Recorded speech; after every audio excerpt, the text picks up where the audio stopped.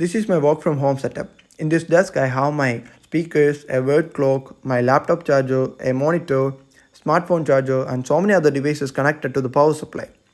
I'm a bit lazy or most of the time I forgot to turn all these things off when I am not using the desk. So I have turned my normal old switchboard to a smart switchboard where my laptop can automatically turn off the sockets in the switchboard when the laptop is kept idle for a given amount of time. I can also control individual sockets in the switchboard using a web UI from my laptop or my smartphone. For controlling this normal switchboard over Wi-Fi, I have placed some additional circuits into the switchboard.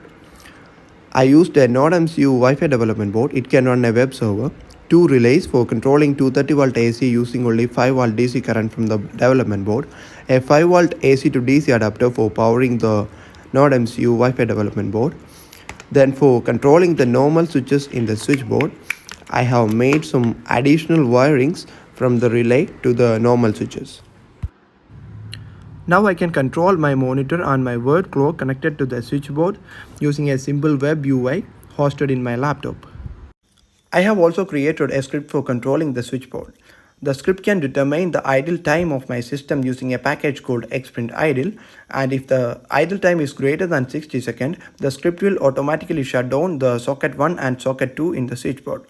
I used a package called nodefetch for sending HTTP requests to the switchboard. Then I assigned a cron job in my Linux system for executing the script every 1 minute. Now I have connected all the devices to the switchboard and I am going to keep the system idle until it turns off automatically. Now the idle time is set to 1 minute, so after 1 minute of inactivity, all the devices in this desk will get turned off.